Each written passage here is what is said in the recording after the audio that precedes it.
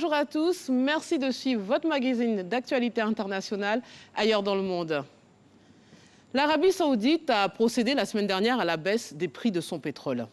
Une des plus fortes chutes depuis 20 ans, déclenchant ainsi les troubles sur les marchés financiers. L'Arabie Saoudite, chef de file de l'Organisation des pays exportateurs de pétrole, l'OPEP, avait tenté de faire pression pour réduire la production de brut afin de compenser la baisse de la demande mondiale en raison de l'épidémie du nouveau coronavirus. La Russie, deuxième producteur mondial après les États-Unis, s'est opposée à cette proposition. Quelles sont les raisons de cette guerre des prix déclenchée par Riyad et quelles conséquences éventuelles cette bataille pourrait-elle entraîner pour cette puissance du Golfe ? Pour en parler, je suis en compagnie de messieurs Aïwa Kwaku, journaliste économique, prix Ebony 2019 d'économie, et de Valentin Bongeng, directeur d'émergence économique. Messieurs, bonjour. Bonjour Fatim. Et bienvenue. Merci. Alors, le pétrole est une matière première indispensable au fonctionnement de nos sociétés. En prélude à nos échanges, voici un résumé sur l'histoire et l'impact du pétrole, et on en parle après. Le pétrole est une huile minérale. C'est le résultat de la transformation pendant des millions d'années de matières organiques en hydrocarbures. Généralement enfoui sous forme de gisement, il arrive tout de même que le pétrole apparaisse en surface, c'est pourquoi il est déjà connu depuis l'Antiquité. Un peu partout dans le monde, il est utilisé en tant que matériau d'étanchéité dans la construction ou encore à des fins médicales. Mais ce n'est qu'au milieu du 19e siècle que sa consommation va exploser. L'Europe et le nord de l'Amérique sont en pleine révolution industrielle. Les besoins en énergie sont de plus en plus importants et sont principalement comblés par le charbon. Un peu partout, on commence à s'intéresser au pétrole. Dans l'Empire russe, en Europe et en Amérique du Nord, les premiers forages modernes ont lieu. Aux États-Unis, cela provoque une ruée vers l'or noir. Le pays devient le plus gros producteur au monde.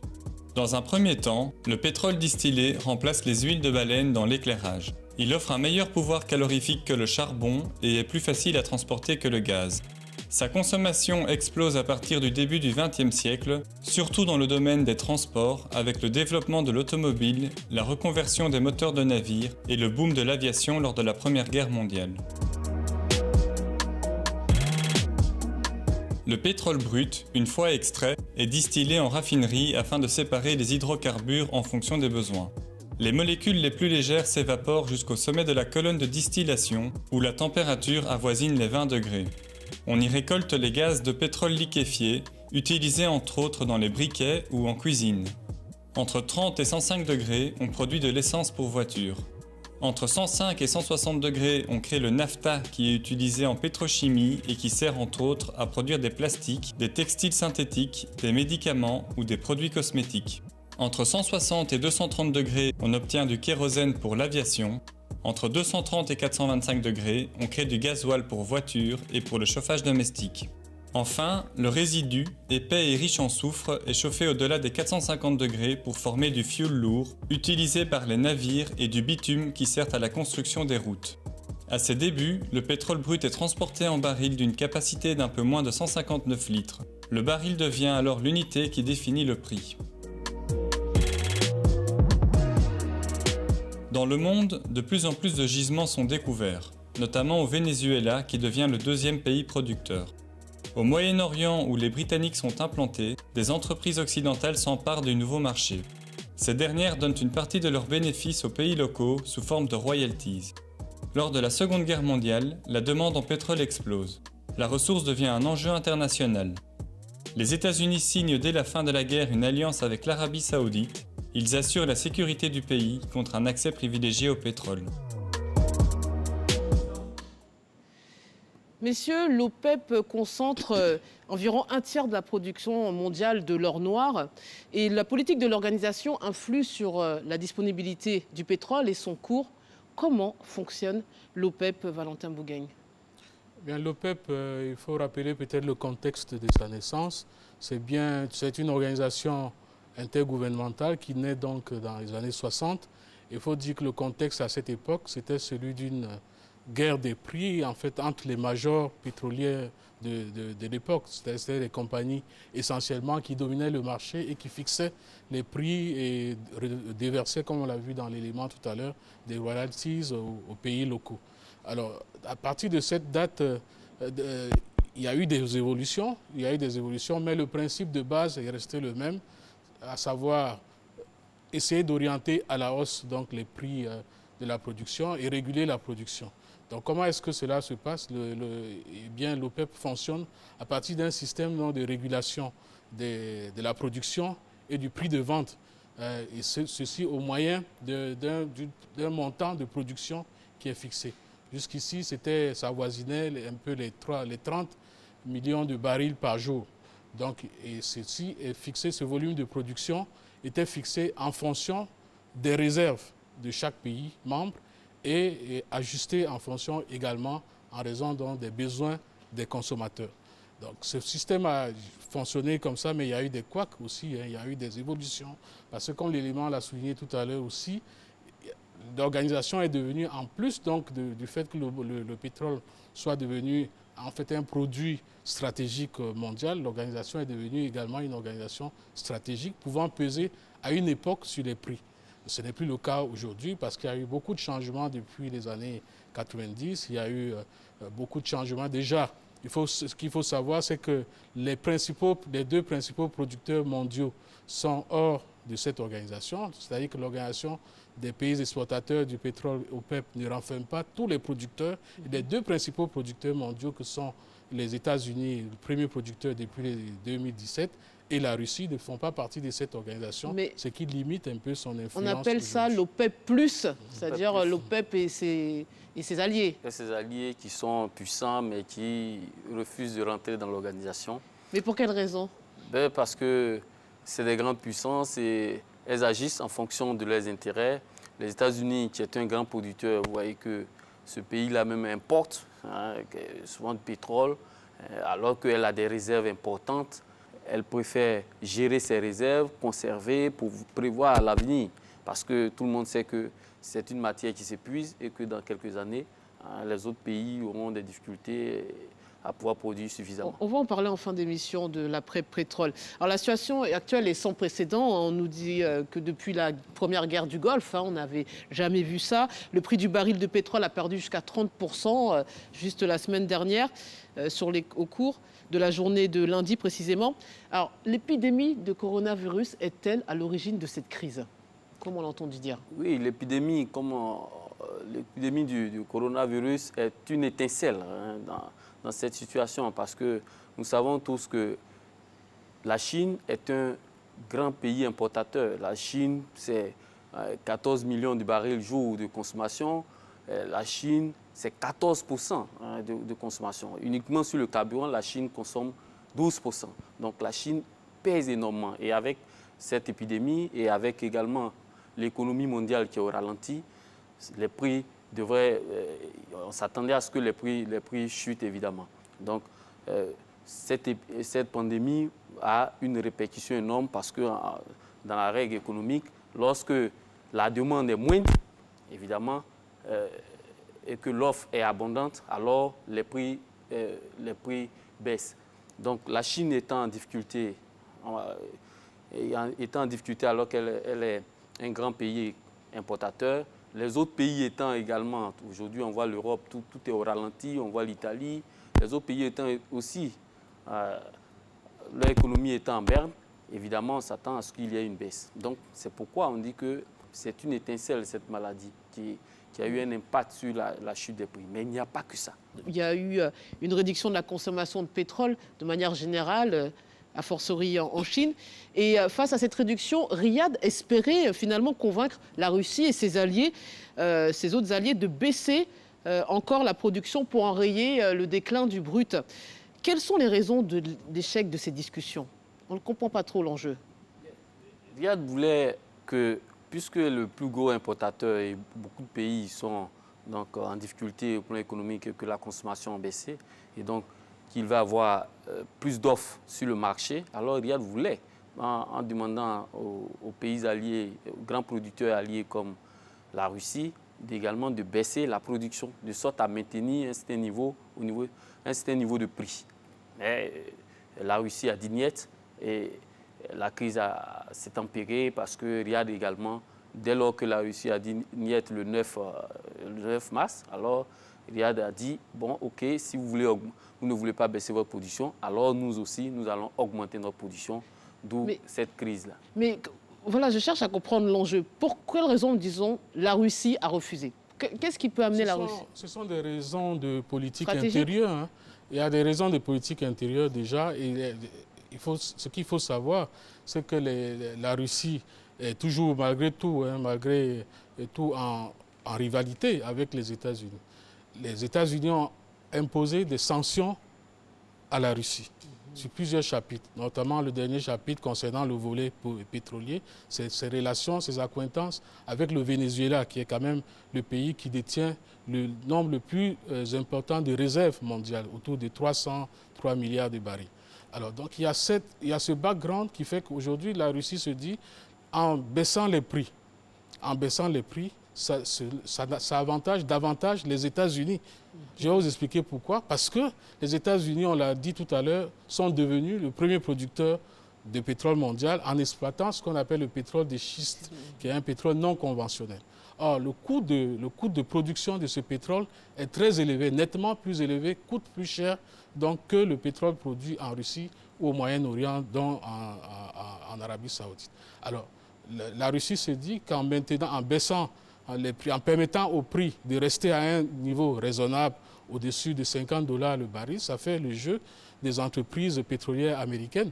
Et là, si le pétrole baisse à un niveau en deçà de $30 le baril, c'est-à-dire autour de $25 le baril, comme c'est anticipé d'ici quelques mois, si la situation actuelle perdure, eh bien les entreprises pétrolières américaines pourraient fermer boutique.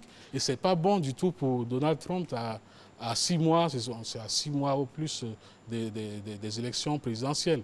Donc il y a ce background qui fait que la Russie se dit qu'elle n'a pas à jouer ce jeu de la baisse des prix parce que ça avantage davantage le concurrent américain plutôt que sa propre économie.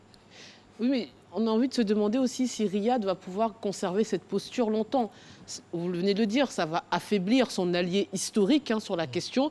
Depuis la découverte du pétrole en Arabie Saoudite en 1938, c'est le début d'une alliance stratégique concrétisée par le pacte de Quincy, c'est-à-dire que les Américains assurent la sécurité des Saoudiens et ces derniers eh bien, sont les bénéficiaires, sont privilégiés Mais est-ce que Riyad peut perdre un allié en prenant le risque de rester dans cette posture?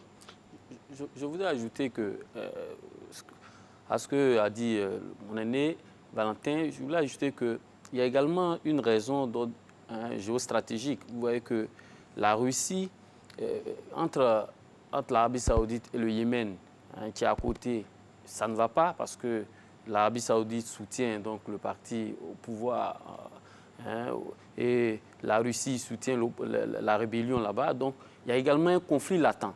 Et donc, lorsque la Russie dit niet à une réduction donc, de sa production, l'Arabie Saoudite également, compte tenu de la crise qui existait également, rentre dans tous ces États. Donc, il y a ce problème-là aussi. Maintenant, est-ce que du fait que la Russie décide donc de maintenir sa production en hausse, est-ce que ça va dégrader les relations entre l'Arabie Saoudite et les États-Unis? Je dis plutôt qu'aujourd'hui, le problème, c'est entre la Russie et l'Arabie Saoudite. Parce que n'oublions pas que les Émirats arabes unis sont venus en appui à l'Arabie Saoudite pour que la production soit toujours haute. Donc, fortement, en toute éventualité, dans les jours à venir, la Russie ne pourra pas aussi maintenir ce niveau. Et ça risque également d'avoir des répercussions négatives sur la vie économique aussi en Russie. Mais ce qui est contradictoire, c'est que ces dernières années, les membres de l'OPEP s'étaient mis d'accord pour réduire finalement la production des barils de pétrole. Et on se demande, messieurs, on l'a un peu compris avec vos explications, mais que cherche l'Arabie Saoudite en augmentant sa production ainsi? Non, mais l'Arabie saoudite, écoutez, c'est Elle riposte ou elle attaque? Non, l'Arabie saoudite, en réalité, est dans une posture de conserver sa place de première puissance pétrolière, c'est ça. Et ce n'est pas seulement théorique, c'est quelque chose qui rapporte quand même à son économie. Et l'impact du pétrole dans l'économie saoudienne n'est pas, c'est pas le même hein, que dans l'économie russe. 45% de leur PIB. Voilà, c'est même au niveau de l'Arabie saoudite, ça tourne même, oui, c'est dans cette fourchette, et ça représente même parfois jusqu'à 80% de l'essentiel des recettes budgétaires de l'État en Arabie saoudite. Donc, d'où la nécessité pour ce pays, plus que tout autre, de tout faire, de tout mettre en œuvre pour conserver la mainmise sur la régulation du pétrole, de la production du pétrole au niveau mondial et sur le prix. Donc, ce n'est pas une posture défensive, non, c'est une posture de leader qui veut conserver ses parts de marché. Et donc, au-delà d'appliquer la politique des prix qui est l'objet même de l'OPEP, eh bien, l'Arabie saoudite se retrouve dans une logique plutôt de conservation, sinon d'extension de ses parts de marché. C'est de cela qu'il s'agit. Maintenant, quand on au détriment de la Russie? Bon, pas seulement de la Russie, parce que la Russie est dans une configuration un peu différente. Certes, le pétrole joue un rôle important dans l'économie russe, mais pas autant que dans l'économie saoudienne. Et les Russes peuvent, étant également une puissance industrielle, comme vous le savez, les Russes peuvent jouer sur plusieurs autres leviers, alors que l'Arabie saoudite ne peut pas en faire autant. Et d'ailleurs, il y a un ministre russe qui a récemment, lors de cette crise, fait savoir que bien, la Russie a de quoi tenir pour 6 à 10 ans dans la situation actuelle. Pourquoi? Parce que déjà, peut-être le pétrole, c'est autour de 40% à peine du PIB de la Russie par rapport à 80% en Arabie saoudite. Et de plus, les Russes estiment disent qu'ils ont mis en place un fonds de souveraineté qui leur garantit, qui est aujourd'hui renfloué à hauteur de plus de 150 milliards de dollars. Et puis, ils ont le levier monétaire. Ils peuvent dévaluer le rouble quand ils le veulent et puis être plus compétitifs au niveau industriel, au niveau des exportations. Je voulais ajouter, Fatim, que la Russie a quelque peu minimisé également l'Arabie saoudite, qui avait perdu la moitié de sa production. Parce qu'il y a eu une attaque de drones, comme je l'ai dit, des rebelles du Yémen. Donc la Russie a pensé que l'Arabie saoudite, qui a perdu la moitié de sa production, ne pouvait pas être à la hauteur. Mais là, l'Arabie saoudite a montré qu'elle avait de la réserve et qu'en s'appuyant sur ces réserves, elle pouvait augmenter sa production. Donc c'était un signal pour montrer que, comme l'a dit Chef Valentin, qu'elle est une puissance pétrolière et que ce n'est pas en l'intimidant qu'elle va pouvoir perdre sa part de marché. Mais justement, l'alliance qui présidait entre Moscou et Riyad, on va dire l'alliance toute relative depuis 3 ans, qui participait à l'équilibre aussi délicat du marché, va-t-elle prendre fin avec cette guerre des prix? Ce sont des alliances circonstancielles. Hein. C'est pas le vrai allié de l'Arabie saoudite dans l'alliance, ce sont les États-Unis. Tous les autres, ce sont des alliés de circonstances. C'est-à-dire que là, sur le plan économique, on se dit, bon, momentanément, on peut avoir un accord qui nous permette, qui garantisse la bonne évolution de nos économies, mais ça ne va pas plus loin. Ça ne va pas plus loin que ça. L'allié inconditionnel de l'Arabie saoudite, c'est les États-Unis, en raison du pacte que vous avez évoqué tout à l'heure, qui fait en sorte que c'est un peu la sécurité de l'Arabie saoudite contre la sécurisation de l'approvisionnement américain en hydrocarbures. Alors, en restant sur le sujet, mais on va un peu élargir nos horizons, dispose-t-on à l'échelle mondiale de quantités suffisantes de pétrole pour satisfaire les besoins actuels et futurs, en tenant compte aussi de la hausse prévisible de la consommation dans les pays émergents à l'heure actuelle? Bien sûr, les possibilités sont énormes. La crise actuelle montre que, évidemment, l'Arabie saoudite a de la réserve, que les Émirats arabes unis, les autres pays également, même quelques pays africains. Donc, je voulais dire que c'est vrai qu'on voit la Russie, on voit l'Arabie saoudite, mais il faut voir aussi l'impact que cette crise peut avoir sur certains pays producteurs, notamment nos pays producteurs africains, le Nigeria, l'Algérie. C'est pourquoi ceux-ci se sont mis déjà dans la danse pour parvenir à une négociation, pour parvenir à un accord, afin que cette crise cesse. Voilà. Mais justement, parce qu'on a l'impression que tout le monde est un peu dépendant de cet or noir. On a donc des pays dont émergents qui importent quasi la totalité du pétrole chez eux, qui en sont dépendants. On a les pays dont l'Arabie Saoudite, producteurs qui sont aussi tributaires de ça, leur économie dépend de ça. Et depuis ces quelques années, on nous parle quand même de la question de l'épuisement à venir de ces ressources. Monsieur, comment les États préparent-ils l'après-pétrole? Est-ce que même ils l'envisagent? Toute source est tarissable. Ceux qui ne l'envisagent pas pourraient bien le regretter. Je pense que le problème, c'est pas seulement de l'envisager, c'est de mettre en place les moyens qu'il faut pour que le moment venu, on puisse opérer cette transition des énergies fossiles vers ce qu'on appelle aujourd'hui les énergies renouvelables. C'est cette transition qu'il faut faire et je pense que la plupart des pays s'y préparent plus ou moins. Lorsque vous regardez, par exemple, certains États, certaines monarchies du Golfe, eh bien, vous voyez depuis un certain nombre d'années des procédures, en tout cas des processus de diversification de l'économie. C'est un début, mais il faut déjà tendre vers cela. Oui, au Qatar. Oui, par exemple, non seulement il faut diversifier l'économie, aller vers les services comme le Qatar et autres, vers l'industrie aussi. Non seulement il faut le faire, mais il faut également développer des industries, des énergies renouvelables. Il faut aller dans le nucléaire, par exemple. Beaucoup de pays y vont.